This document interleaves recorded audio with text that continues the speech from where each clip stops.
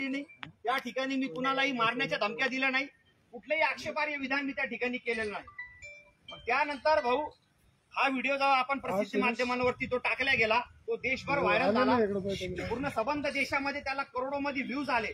आता यांचा प्रॉब्लेम असा झाला की पहिल्या दिवशी ज्यावेळेस राहुल मकासरे हे त्या ठिकाणी गेले तो कार्यक्रम थांबवला गेला नव्हता, परंतु तो कार्यक्रम मी थांबवला, त्यामुळे यांच्या बुडाला आग लागली, यांना मिरच्या लागल्या आणि यांच्या आयटी सेलनं जे यांचे ट्रोलर्स आहेत माझ्या व्हिडिओला मॅनिप्युलेट केलं, माझ्या व्हिडिओमध्ये ते मॉर्फ केलं आणि मी विशिष्ट एका धर्माचा विरोधक आहे म्हणून यांना यांचे जेवढाही यांच्या मात्र संघटनेसहित त्यांच्या छोट्या मोठ्या ज्याही धार्मिक संघटना आहे त्याच्यावरती मला समाजकंटक म्हणून या ठिकाणी घोषित करण्यात आलं।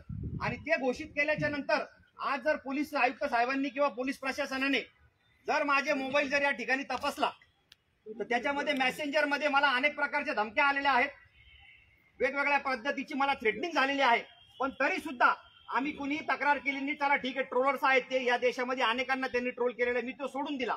आणि त्या दिवशी सुद्धा कॅम्पेनिंग बंद ज्यावेळेस ते पाडल्याच्या नंतर पोलीस स्टेशनला गेल्याच्या नंतर अतुल येरणे साहेबांनी मला विचारलं की भाऊ असं ते जे काही झालं आता पुढे काही करायचंय का, तर मी त्यांना स्पष्ट सांगितलं हे विद्यार्थी आहेत, विद्यार्थी दशेमध्ये यांच्यावरती गुन्हे दाखल होऊ नये, यांना भवितव्य आहे, यांना करिअर आहे, आम्ही कुठल्याही प्रकारची तक्रार न देता त्या ठिकाणाहून आम्ही निघून गेलो।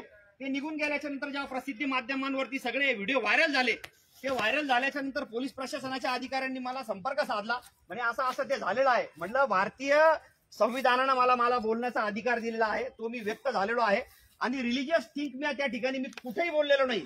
यांच्या सोशल मीडिया हँडलिंगवरनं यांनी सांगितलं की तू ज्या बाबासाहेबांच्या आम्हाला हे सांगतोय, उदाहरणं देतोय, तेच बाबासाहेब आम्हाला आर्टिकल 25 नुसार आमच्या धार्मिक मुक्त प्रकटीकरणाचा अधिकार देतो, परंतु तो तुम्ही घरी करायला पाहिजे। त्या शैक्षणिक संस्थांमध्ये हजारो विद्यार्थी शिकतात, हजारो विद्यार्थ्यांमध्ये ते वेगवेगळ्या जातीचे आहेत, वेगवेगळ्या धर्माचे आहेत, त्या ठिकाणी जर एखाद्या विद्यार्थ्याला तुम्ही एखाद्या विशिष्ट धर्माबद्दल जर सांगितलं आणि त्याचं जर ब्रेन वॉश झालं तर ते ब्रेन वॉश झाल्याच्या नंतर तो मधी जाणार, तो मधी जाऊन त्याच्या विचाराचे 100 लोक तयार करणार आणि ते नंतर लोक तुम्ही फूड सोल्जर म्हणून त्या लोकांना पोरांना वापरणार। ते भारताच्या विद्यार्थ्यांचं जे काही भवितव्य आहे ते अंधारात येत आहे कुठेतरी, म्हणून माझा तो रोखण्याचा तो प्रकार मी त्या ठिकाणी केला की कुठलीही धार्मिक प्रवृत्ती शैक्षणिक क्षेत्रामध्ये जाऊ नये। बाबासाहेब आंबेडकरांनी जर तुम्हाला तुमच्या धर्माचा प्रचार प्रसार करण्याचा अधिकार दिलेला आहे तर तो तुम्ही तुमच्या घरी करावा। तुमचे पारंपरिक देवा आहेत, तुमचे मुस्लिम बांधव ज्यांची हे करतात, नमाज अजा करतात, बुद्धिस्ट बांधव जे आहेत, आम्ही आमच्या वंदना घेतो, त्या आम्ही घरी घ्यायला पाहिजे। रिलिजियस कुठल्याही गोष्टी या शैक्षणिक क्षेत्रात येऊ नये। अतिशय प्रांजळ भूमिका मी या ठिकाणी मांडल्याच्या नंतर सुद्धा त्यांना जे करायचं होतं त्यांनी तेच केलेलं आहे। या देशाला धर्माचा अड्डा बनवण्याचं काम त्यांनी केलेलं आहे।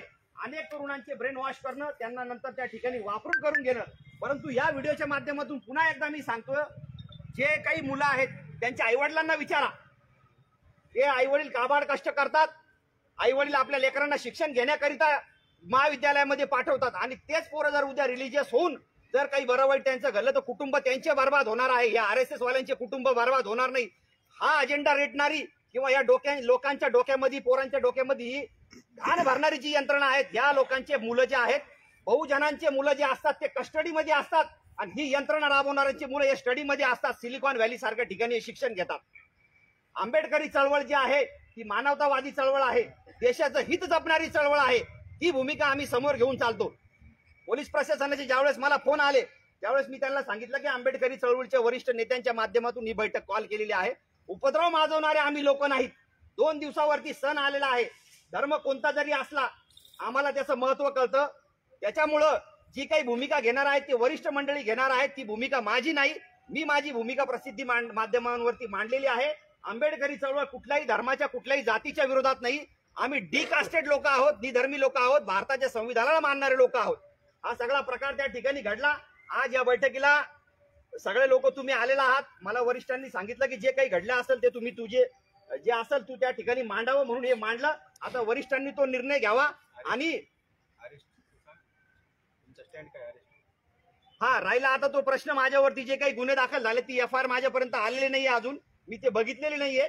गुन्हे जे काही दाखल झालेले असेल, आंबेडकरी चळवळीच्या नेत्यांच्या जे काही माझ्याबद्दलचा जो काही त्यांचा विश्वास आहे, तर मी त्याच्या आधारे तुम्हाला सांगू इच्छितो या माध्यमातून की मी या ठिकाणी जामीन घेणार नाही। पोलीस प्रशासनाला वरिष्ठ मंडळी भेटतील आणि आंबेडकरी चळवळीतील ज्येष्ठ नेते आणि तुम्ही सहकारी जे काही ठरवाल आणि पुन्हा या व्हिडिओच्या माध्यमातून सांगतो, कुठेही उपद्रव आंबेडकरी चळवळ माजवत नाही. आंबेडकरी कार्यकर्ते जे तरुण आहेत ते लोकशाहीला मानणारे आहेत. एवढंच बोलतो, थांबतो. धन्यवाद. जय भीम. आणि तुम्ही माझ्या पाठीशी उभा राहिलात त्याच्याबद्दल तुमच्याबद्दल मी कृतज्ञ आहे. धन्यवाद.